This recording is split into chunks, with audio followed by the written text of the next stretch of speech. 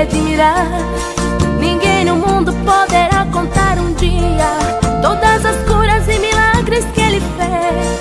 A Bíblia diz que ele curou um certo dia, lá no caminho, 10 leprosos de uma vez.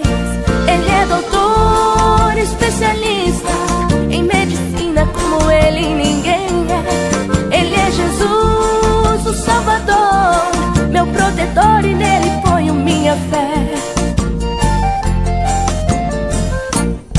Ele curou uma mulher de hemorragia e fez a filha de Jairo ressuscitar. Na sinagoga admirou os fariseus, fazendo uma mão mirrada estirar.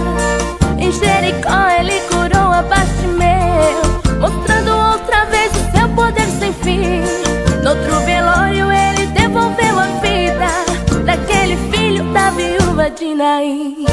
Ele é doutor, especialista em medicina, como ele ninguém é. Ele é Jesus, o Salvador, meu protetor, e nele ponho minha fé.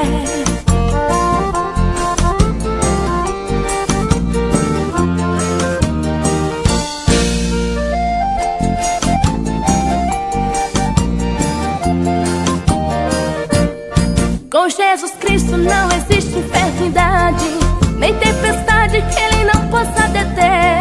Fazer milagre é sua especialidade, porque ele é grande, forte, cheio de poder. Quem precisar da sua ajuda é só pedir, chegar a ele e usar a sua fé. Quem ele ama jamais fica esquecido, para seu povo ele sempre está de pé. Ele é doutor, especialista em medicina, como ele ninguém é.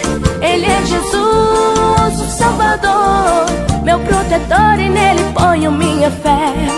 Ele é doutor, especialista em medicina, como ele ninguém é. Ele é Jesus, o Salvador, meu protetor, e nele ponho minha fé.